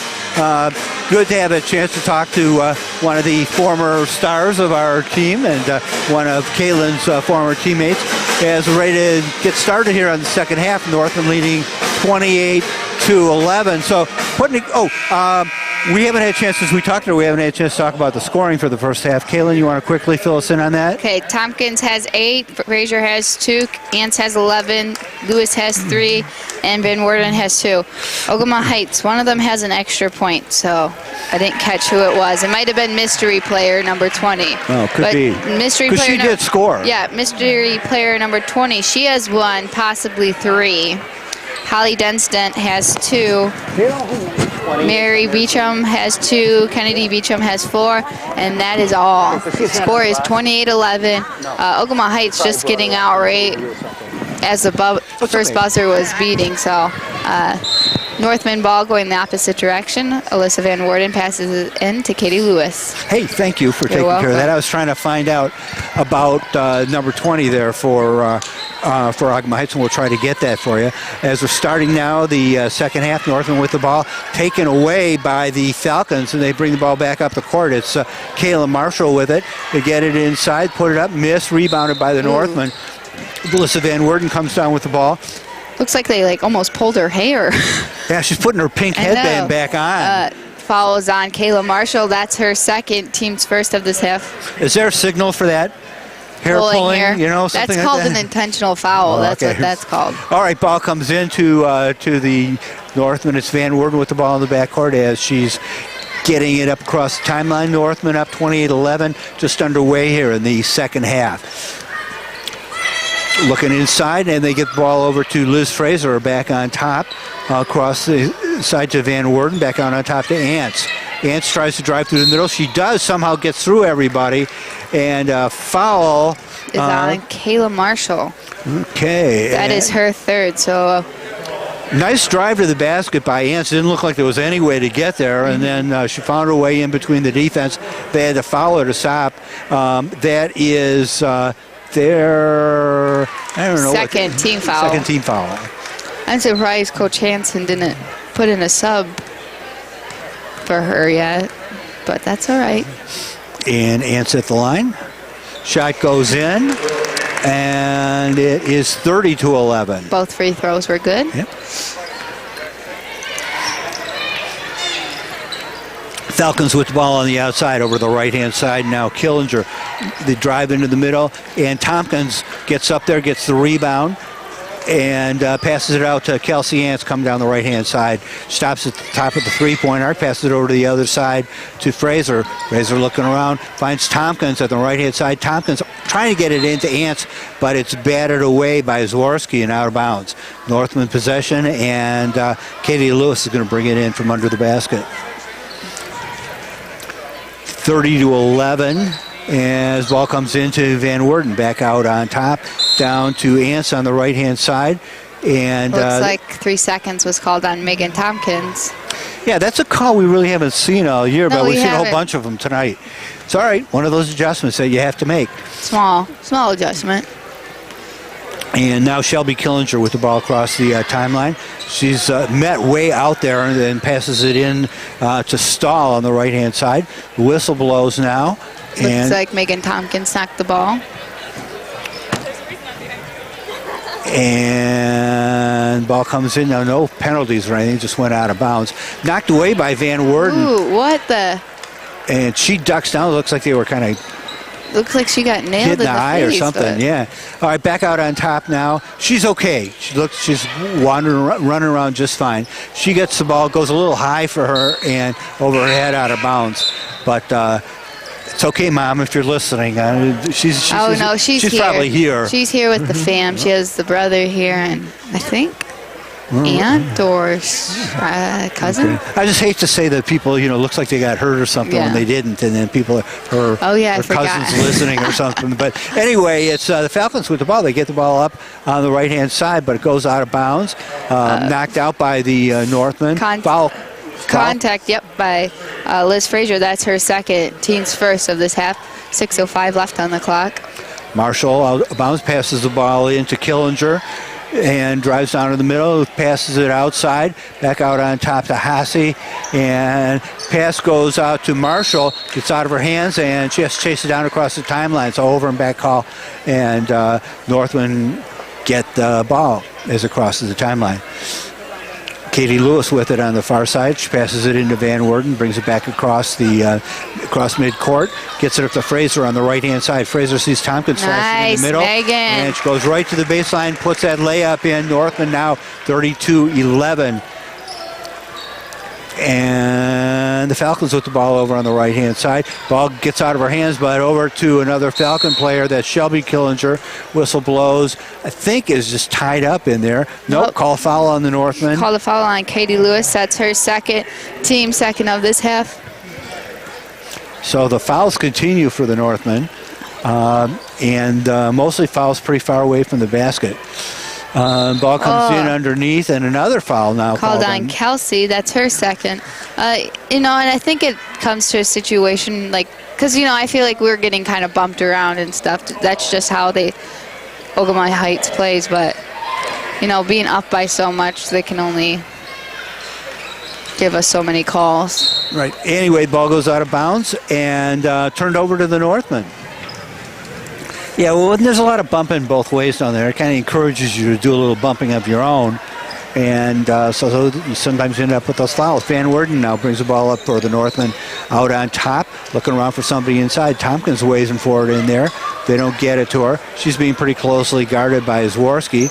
And now Van Worden tries to drive it in. Ball gets out of her hands, but as it comes back up the floor, it's picked up by Lewis. Runs it down, passes it to Tompkins outside three-point line. Back in and back to Tompkins down underneath. Nice job, Megan. Nice give and go. Oh, Liz Fraser on the other end of that did a great job getting the ball back to Megan. 34-11 now, Northland.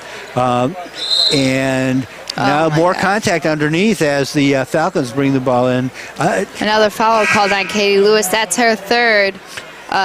Coach D kind of has his hands up like, what's going on. 14 fouls now in this half already. Just 4:48 remaining in the third quarter. Pass comes in. Picked up by Tompkins, but knocked out of her hands by Falcons. And they get the ball knocked out of bounds on the far side of the floor. No penalties called this time. And the ball goes over to the Northmen. And it's Kelsey Hant standing out of bounds, getting ready to receive it. 4:40 remaining in the third quarter. 34-11 Northmen. Guarding everybody pretty closely, but Kelsey gets the ball into Van Worden. Van Worden hesitates for a second and then brings it up the floor very nicely. Gets past Meyer to get it all the way to the baseline. Bring it back out to Ants. Ants curls in, and as she does, foul called. They called the 3 seconds, but right now I'm watching that, and I don't know if they called it on Kelsey or... Well, Kelsey was curling into the lane. She couldn't have possibly been her. I was watching Megan, and she was getting out of the lane. She was out of the lane. Looks like Alyssa Van Worden has some blood on her jersey.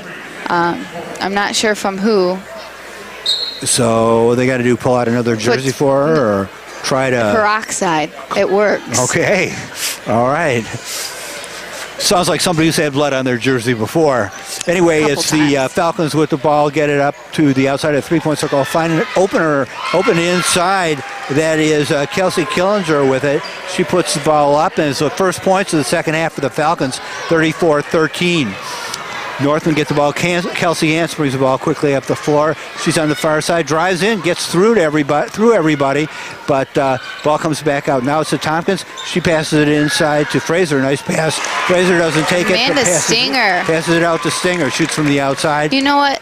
Amanda Stinger, every time she shot the ball, it's gone in so far. Maybe one missed layup, but... All right, and a person making the best use of her time on the floor. 36-13, Falcons with the ball now. They go into the lane, and that is Shelby Killinger with it. Puts it up, gets her own rebound, and they bring it back out. It's Meyer with the ball out of bounds now, dropping back and setting everybody up. She's being guarded by Tompkins way out on top. Inside now to Killinger, and shot from outside the three-point arc by Marshall.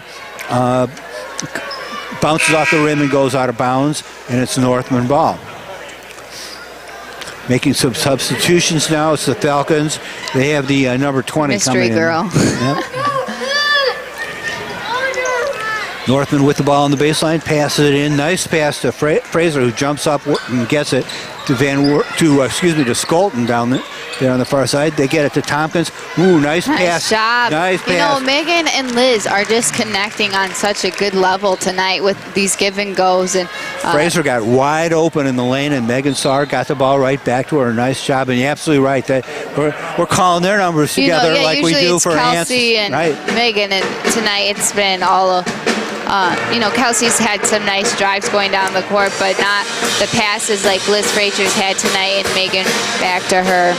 And that's a really good development because we need to have some other combinations like that to add to the scoring as we go on into the postseason. Timeout called as both teams standing on the sideline getting some more instructions. Put yourself down on that bench now on the Northland side, and they're up 38-13. I assume they just want to keep things nice and tight. I'm just waiting for them. I'm done with being in the 30s. We've been in the 30s for long enough, but they're doing a great job though right now on the. You're waiting to see them break out. 13 to 38, I can't complain about that. But I know that we are capable of a lot more. So hopefully, we can see that. And I think Coach D, we can't call him Adam yet, but Coach D, he's going to start making those adjustments, getting other girls in, and we're going to see some combinations. But, I'm glad to see everybody play on a game like this. Yeah. And I don't think it's the Ogemaw defense that's holding them back, really. I think it's more their offensive execution. And I just feel like just because someone, like with Megan and Kelsey, and some games it's good, some games it's bad, but they got to understand, yes, maybe 2 girls are guarding you, but that doesn't mean don't put up the shot. Either put up the shot or find that open girl. And I think they just get stuck at and just bring it back out when I think they have a better opportunity. Play back underway as Ogemaw has the ball in the forecourt. It is Hassey with the ball on the outside. Shot goes up off the rim. And down the Falcons pick up the rebound off the floor, and it's Marshall with it out on top, resetting the offense. Steps back, looks around. She's still got it out there, being guarded by Van Worden. Now she gives it up to Hassey out on top. And then driving down into the middle is Meyer with it. And shot misses, goes out of bounds. And it's, they calling something there now? I thought they called the foul, but... It doesn't look like it. Oh, nice. So it's just a turnover out of bounds to the Northmen. Kelsey Ants with the ball now, bringing it up the court. She doesn't want to walk into that double team, but she fakes her way around Meyer, gets across the line, and the whistle, they call a foul. On Meyer. That's their third of this half. So Kelsey got past Meyer, and she hit her on the way by, trying to recover from it. Van Worden with the ball out on top. Northman 38-13, 2:16 remaining in the third quarter. There's a lot of... Go ahead. I don't know. There's a lot of standing. I thought Coach called motion or doubles, but no one was moving for a second. Ball comes out on top to Tompkins. She passes it back in underneath, and it gets away. Falcons with the ball up the floor. Samantha Hassey trying to set things up for the Falcons out on top. She's being guarded there and passes the ball up to Marshall. Throw the ball into the middle to nicely open. Who is that? That is Megan Tompkins. Killinger inside who got the ball. Tompkins tries to knock it out of her hands as she was pretty wide open underneath there, and she's called for the foul. So Kelsey Killinger going to the line. Kelsey, go ahead. Oh, I'm sorry. I was just going to say Megan Tompkins, that's her second foul of the night. Killinger shot up and misses. It goes around the rim. 38-13 Northman, 1:46 remaining in the third quarter. We got some subs coming in. Megan and Hannah went out while Jamie Larson and Liz Frazier went in. And Killinger still at the line. That's Kelsey Killinger. And her shot this time off the bracket. So she missed both of them. Rebounded by Ants. Ants being double teamed and passes it. And Van Worden lets it go, realizing that that pass had been deflected by one of the Ogemaw Heights Falcons. So Northmen get the ball back out of bounds at midcourt. And Van Worden passes the ball into Fraser. And Fraser brings it up slowly, letting the offense set up. Crisscross underneath. Comes over to Van Worden on the left-hand side. Her shot short, misses everything. But reaching way out as Kelsey Ants gets the ball, saves it, turns around and puts it back up in on a nice layup. 40-13. Falcons with the ball. Try to break into the middle. They do nicely, and that is Marcy Meyer who goes all the way to the basket and puts the ball in. 40-15 now Northman. A minute and 8 remaining in the third quarter. Northman get the ball to Van Worden, standing on three-point line, gives it up, but drives into the middle where she's fouled by Hassey, and Van Worden going to the line for the Northmen. Oh, foul was on Kelsey Killinger, they said. It looked like it was on Hassey. That's her second, team's fourth. Non-shooting foul, so the Northmen get it out of bounds on the baseline. Stinger throws the ball in. She gets it back. Back out on top now to Ants outside the three-point line, off the front of the rim, rebounded by the Falcons. It's at number 20. He's got it inside there. Brings it back out, passes it to Killinger, and it's picked off by Ants. She gets ahead of everybody, but carrying the ball on the dribble as she was ahead of everybody, just messed up the dribble. It looks like one of the girls is hurt on Ogemaw Heights after that last play. It looks like she's trying to run back and play defense. Maybe a knee or an ankle problem or something, trying to run it out. Yeah, maybe. But she stays in the game, and ball back out on top now over to the right-hand side for the Falcons, back out on top to Kelsey Killinger. And now it is Hassey with the ball on the outside.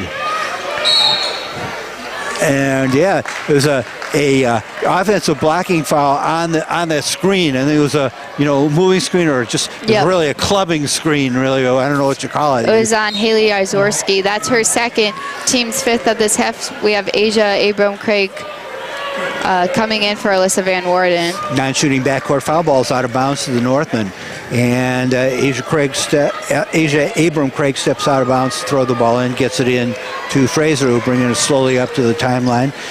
Closely guarded there, but she gets across, passes it inside to Stinger. Stinger looking around, picks it up, and gets Kelsey Ants on the right-hand side. Kelsey back across to Avon Cragen over on the sideline now. Back out on top, popping from outside. Nice shot by Ants. All the way in from the top of the key as the buzzer goes off. Buzzer beater strikes again.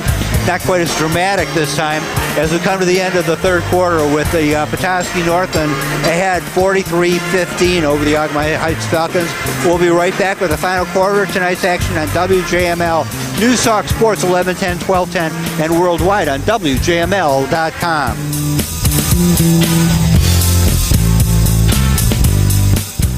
Hi, my name is Kelly, and I'm an unwinder. I'm about to go unwind for 4 days at a spa. The last thing I want to do is deal with my luggage, so I'm going to leave it up to logistics. Unwinders love logistics. With our luggage services, just drop your luggage off at the UPS store, and your bags will be sent right to your destination. No waiting in line to check bags, no waiting at baggage claim. All you have to do is unwind. To find a location near you, visit theupsstore.com. The UPS store locations are independently owned and operated. Services, pricing, and hours vary by location.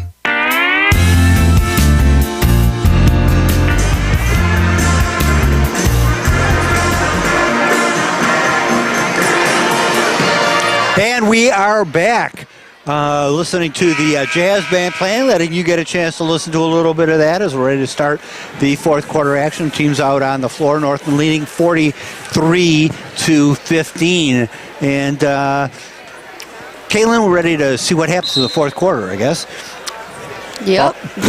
Ball comes in from the Falcons. They bring it across the timeline, out on top, driving down into the lane, passing to the baseline, back out on top. Hassey tries to split. The defense can't do it. She comes back out on top. They drive down the middle, don't get anywhere. The shot goes up off the rim, and now quickly up the court. Ooh, nice play as it goes to Fraser, who throws it across to Stinger. Stinger can't get the shot, goes back again to Ants, and she puts it up at the baseline, misses, but she's fouled and is going to the line. If you're watching on the video, you can see I had to catch up a little bit there on that one. But fouls on Samantha Hassey. That's her first. Anson makes the first shot, so it's 44-15 Northman. And I was just thinking about, Kelsey last time made that buzzer beater at half court. So, she's living up to her name playing against Ogemaw. There you go. All right, Ogemaw with the ball as Kelsey missed the second shot. Ball comes out there. Hassey with the ball over on the far side. Now, grabbed out of hands by Larson. Just reached in and took it away from the Falcons. But whistle blows in. It's out of bounds to the Northmen. Ball. And they bring it in. And now it looks like they have someone shadowing Kelsey and, Samantha Hassey following her wherever she goes. She has one hand on her. And it comes into Ants anyway. And it works so well. Yep. As she got away from Hassey, there were two other people on her underneath, but she turned around and put the layup in really very nice. So a jump really from the inside. And as Falcons bring the ball up the court, they call timeout. Looks like they're going to have to rework that strategy a little bit. So they come to the side and talk about it. It's interesting because the person who was supposed to follow her lost her. Two other people picked her up inside.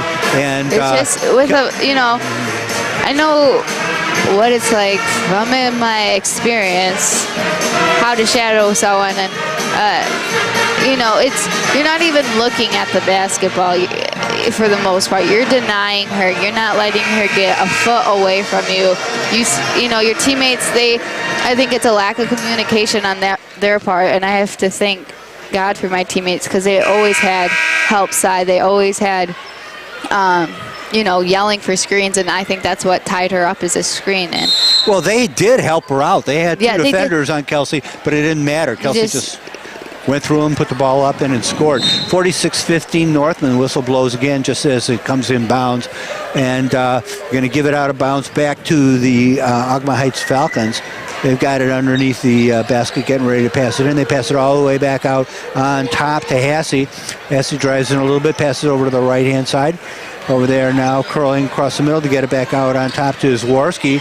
And that's their first three of the night. Zwarski putting that one up, and it's 46-18 as we got 6:39 remaining to go in tonight's game. Ball out on top now for the Northmen. That's inside now, and the whistle blows as it's tied up. Northman had, I guess it was that Albie Blanchard underneath with it, but as she's standing underneath the basket, the Falcons come up and grab the ball, and on the arrow it goes to Ogemaw Heights. Ball comes out on top. Ogemaw Heights shoots it from the top of the key. They miss it. Blanchard underneath gets the rebound and passes it out. Northman coming up the floor now. It's Fraser bringing it up in the middle, slowing it down, getting the offensive chance to set. Passes it back out to Natalie Weaver. Weaver inside to Blanchard. Ball gets away from Blanchard, picked up by the Falcons.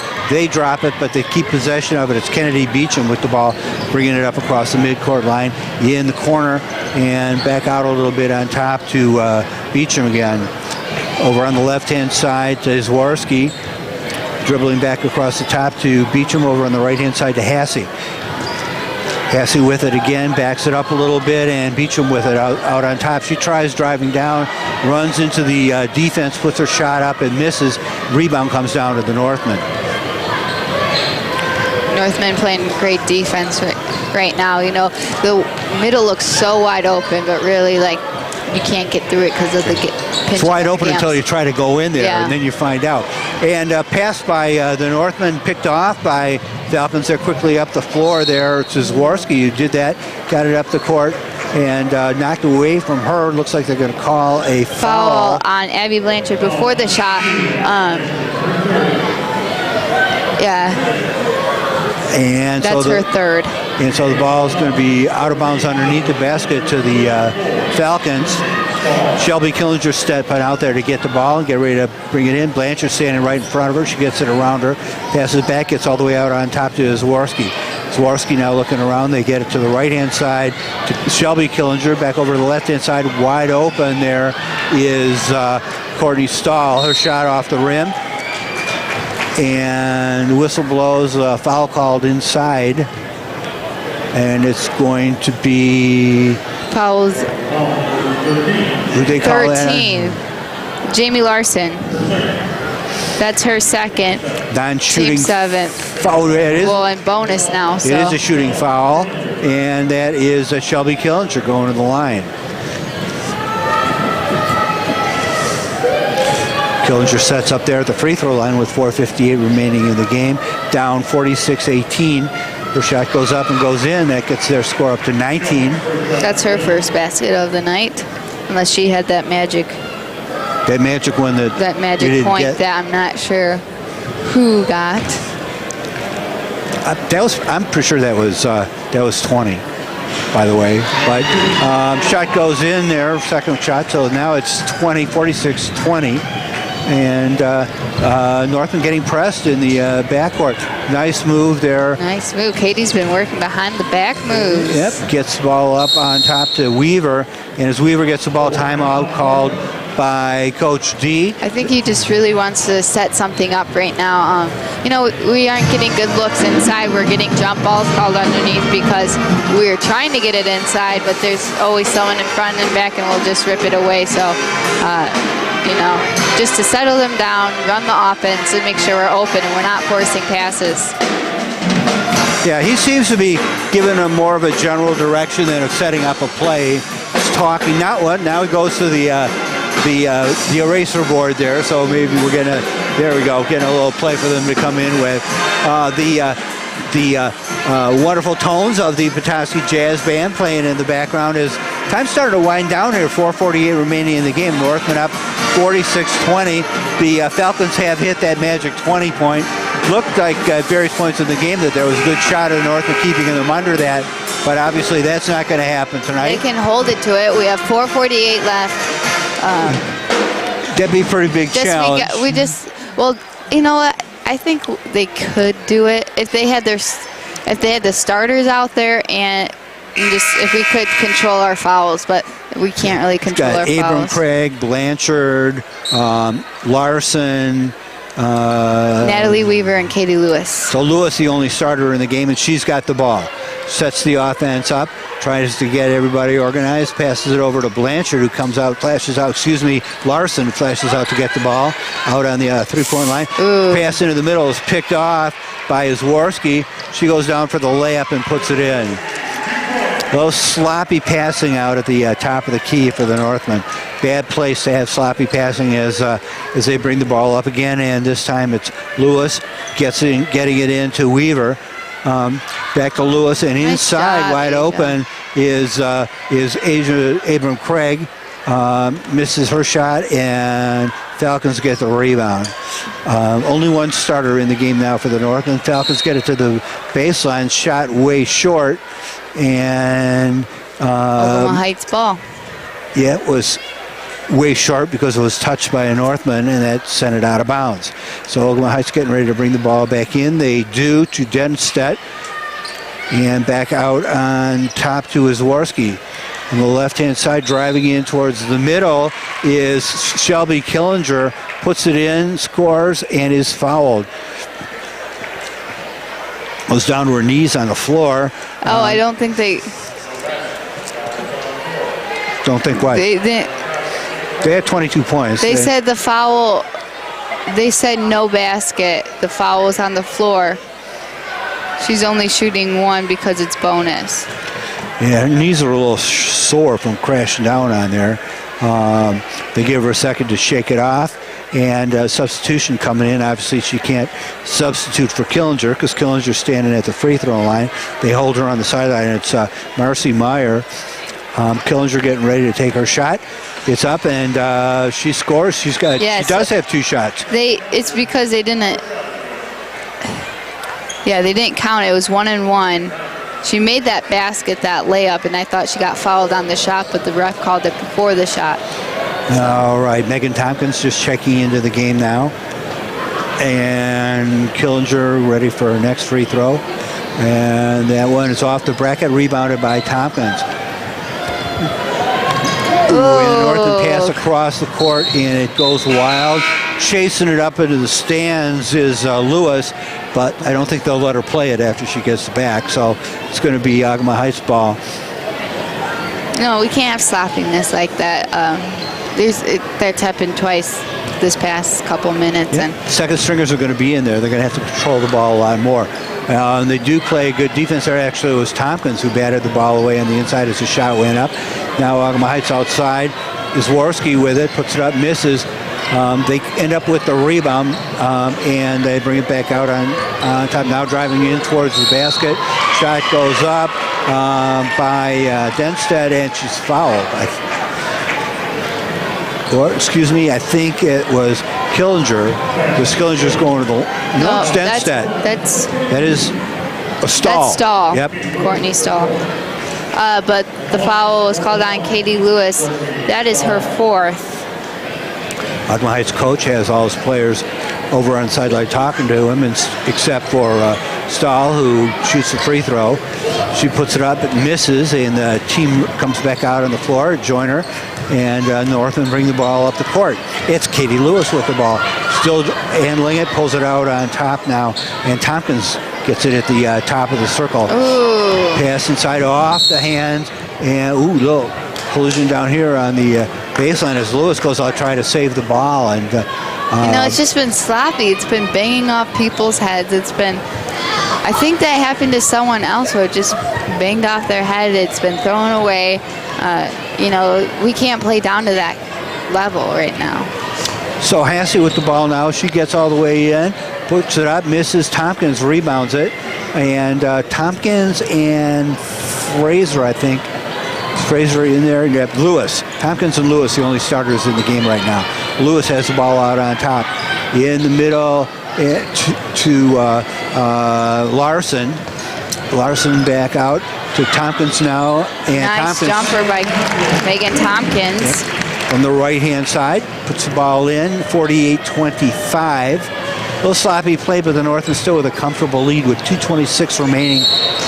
And as they try to bring the ball across the midcourt line, it's Katie Lewis gets in there.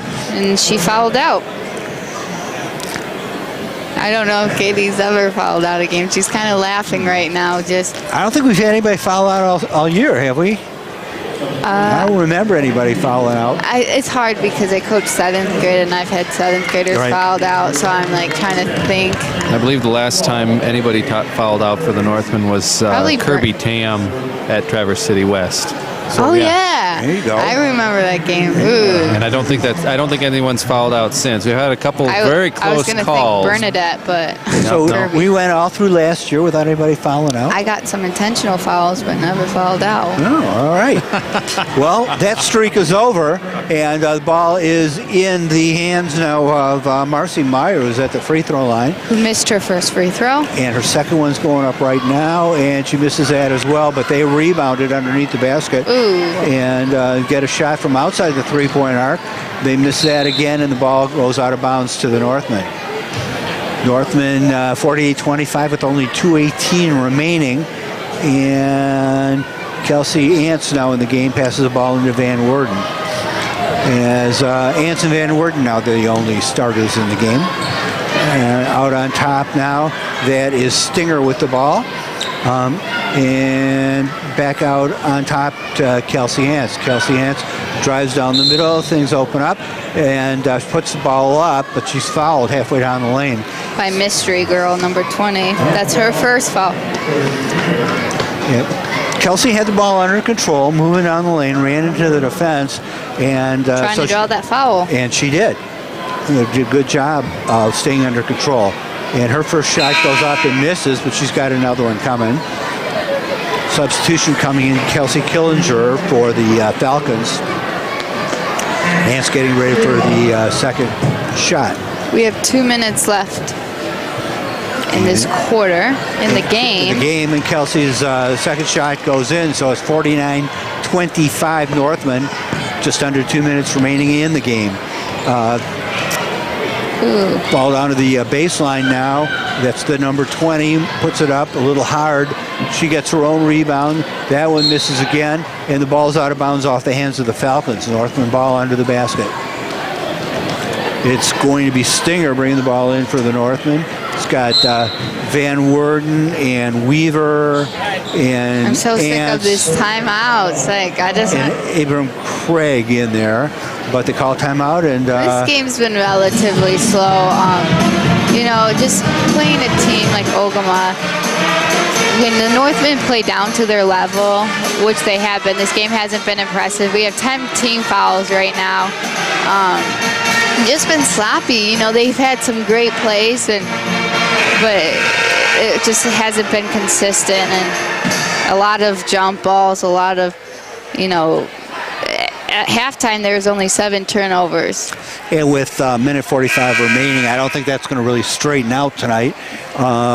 With mostly subs out on the floor. I was hoping for like a running clock, and not because I wanted to leave or anything, but just because I know we are capable of doing that to this type of team. And we really held other teams the last couple of games to 16 points. So, but not tonight. Got to learn how to play this kind of game too. It's Kelsey Ants driving to the baseline. Stepped on the baseline. Back to Stinger. Stinger's shot goes up. It goes in. She counts it. Stinger. And she's going to the free throw line. So Stinger taking advantage of her opportunity and getting in the scorebook tonight. Kayla Marshall. They called it on Meyer. That's her second. Stinger shot rims out, goes to Ants underneath. Her shot misses and goes out of bounds now off of the Northmen. So the Falcons bringing the ball in from out of bounds with 1:22 remaining. We have Liz Frazier and Jamie Larson in the game coming in for Kelsey Ants and Natalie Weaver. So Northman, Coach D keeping a couple of starters in the game as goes down to the wire here, but otherwise playing the subs. Ball knocked away from the Falcons by Fraser. They're down on the floor. They call it a jump ball, and it is the Northman's turn on the arrow. So they're going to get the ball on the near sideline. It's Amanda Stinger stepping out of bounds to throw it in. She throws it into Van Worden, and everybody else is up. The floor is setting up against the zone defense of the Falcons. Ball out on top now on the right-hand side to Stinger. Stinger brings it into the middle, passes it back out to Van Worden. Van Worden to Fraser. Nice shot by Liz Frazier. Liz puts it up, and she's having a good game. Yeah, she's having her and Stinger, I think, are the most consistent people on the court right now. Ball up in the forecourt by the Falcons. They're playing with under a minute, 40 seconds remaining. Defense comes out and gets them as they bring the ball back out on top. It's Kayla Marshall with it. Over to the right-hand side to Hassey. Hassey with the clock ticking down, 28. Back out to Marshall on top. Marshall being closely guarded by Fraser. Drives it down to the baseline and gives the ball up now as it goes over there, but it goes through and out of the hands of Stinger. And so, it looks like there's a foul. Nope. It was just soft beat. They're not lining up. They're setting up for a play out of bounds underneath the basket. And here comes the inbounds pass. Over to number 20, out on top to Meyer. Meyer throws the ball to the baseline. It goes out of bounds, and the Northmen have the ball. So standing out there on the out-of-bounds line is Stinger. Bring it into Van Worden. Van Worden back and forth up the floor, gets across the timeline against Marshall. Pulls it back at the free throw line. Gives it over to Stinger. Stinger in the middle. And as she passes the ball, the horn goes and the game's over. Northmen win in a probably kind of a lackluster way against the Falcons, 53-25, but it is a win nevertheless. And we'll be back in just a minute to talk about it here on WJML News Talk Sports 1110 and 1210 and worldwide on WJML.com.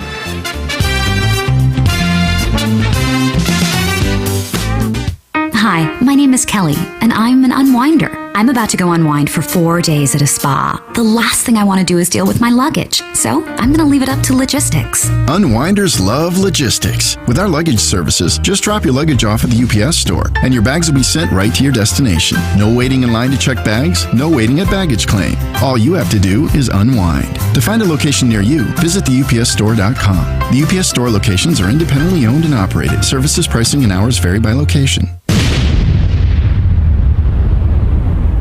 Bob, what was that? Hey, that was our old computer. Why did you do that? Well, it was old and slow, and I was getting frustrated waiting for it. I just got to go out and buy a new one, I guess. That was a waste. Silver Dollar Business Solution makes your computers fast again. For pennies on the dollar compared to what a new computer costs, you don't even have to pack it up. They'll come to you. If your computer is slow, unreliable, or just plain broken, call Silver Dollar Business Solutions for affordable on-site repair, tuning, and upgrades. Silver Dollar Business Solutions can resolve most problems in one convenient appointment and works for 100% customer satisfaction. Call 231-758-2851 to make your appointment. Mention this ad and get 20% off your first visit. I guess that dynamite wasn't such a good idea after all. 231-758-2851. Silver Dollar brings value to you.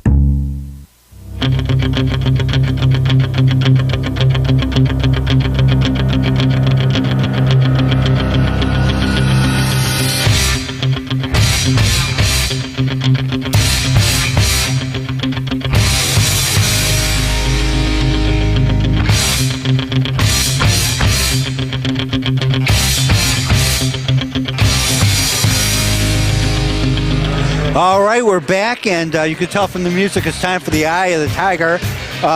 Northman scored 53 points in this game. Some interesting play, some lackluster play, lack of organization, but Caitlin, someplace in there was a star. Yes, and tonight's star, and she's never been the Eye of the Tiger, but tonight she definitely is, and I have to say Amanda Stinger, she definitely stepped it up tonight. She had 6 points.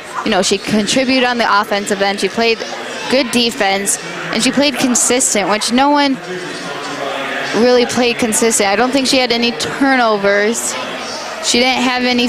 She had no fouls, which was another issue. So, Amanda Stinger, and she's a player that I think next year, as her senior year, is just going to blossom into this excellent basketball player. I think a lot of people underestimate her skills, and she was great on the JV. Kind of different role on varsity, but next year with her new role, I think it's going to make a huge change. And that was the kind of play that we had really hoped to see by several of the bench players tonight. A game where that the starters aren't going to play a lot of minutes because, of who the opponent was and all that, trying to bring some people along, get them ready for the playoffs. But you're absolutely right. Amanda Stinger rose to the occasion and took that opportunity that she had by getting some extra minutes in tonight's game and played very, very well. The gym is changing over now as we're getting ready for the varsity boys game to get started. But we still have a few things we got to take care of. Who's coming in? That's my mom and dad and my brother. How about that? Was this is this a senior night or something? It's parents' night. Parents' night. So the parents bring in what, the senior players? So all the no, your this is all the senior. players. Your brother's he's a junior, it's parents' night. They just honor all the parents and whatnot, and I think seniors go last. So. All right. So for all they have to put up with over the years, helping their sons become great basketball stars here at Petoskey. All right. Well, while the parents are coming in, we take a look at the scorebook and see how we did. You ready for that, or? Yes. Okay. Tompkins had 14. Frazier had 6. Stinger had 6. Ans had 22. Lewis had 3, and Van Worden had 2. So Ans and Tompkins, kind of they quiet, consistent. You don't notice it, but they got a lot of points. Yeah, I'm not going to. They do a great job at what they do, but I think Amanda Stinger stepped herself up tonight, which made her the Eye of the Tiger. Katie and Kelsey. Katie, they're waving to me, my parents. I can see that, Megan and Kelsey, kind of played how they always do, just not as much stand out tonight. So that's why I gave it to Amanda. But for the Ogemaw Heights Falcons, we had Shelby Killinger with 4, Haley Owzowski with 5, Kelsey Killinger with 2, Kennedy Beecham with 2, Ari Meyer with 2, Courtney Stahl with 2, Mystery Number Girl with 2, and an extra 2 points, I think, by Killinger, but we are not positive. So. Okay, why don't we write your name in there and give you those 2 points? Yes, okay. Okay? Sounds like All right, sounds like a good idea. Well, I'll tell you what, we've accomplished what we need to accomplish tonight. The Northmen keep their winning streak going. It's up to 13 now. They get their record up to 10-1. They remain ahead of everybody else in the Big North Conference and keep all that going. We have, I think, stressed Jason to his limit tonight, and he's feeling a little under weather, and did a great job keeping everything rolling along for us tonight. But I think we're going to try to bring this to a conclusion, let him get out of here, and give everybody a chance to get ready for the boys' game to take place. If you're still at home, come on out here and watch the boys. We're sorry you missed the girls' game, but we will be back here. Let's see, a week from tonight. We've got next week on Tuesday. The girls play here against Sault Ste. Marie, and in a non-conference game. And then on Friday, we've got Alpena here for the end of the regular season, wrapping things up. So as the band starts to play to get the boys out on the floor and get things going, we're going to say goodnight here from Petoskey High School. And tonight's Petoskey Northman basketball victory was brought to you by your local Petoskey UPS store, your certified packaging expert located in the Mitchell Street Plaza near Radio Shack. Silver Dollar Business Solutions. Increase your business's bottom line with value-added electronic payment services. Northern Michigan Artist Market with art in all media by over 90 local Northern Michigan artists from Traverse City to the top of the Upper Peninsula at 445 East Mitchell Street, next to the old library in Petoskey's historic Gaslight District. And, of course, final special thank you to WJML Radio, News Talk Sports 1110 and 1210 and worldwide on WJML.com. And thank you to all of you for listening. We'll see you back here on Friday the 22nd for the final game of the regular season against Delphina. For tonight, that wraps it up. Tonight's final score, Petoskey Northman 53, Ogemaw Heights Falcons 25. Good night, everybody.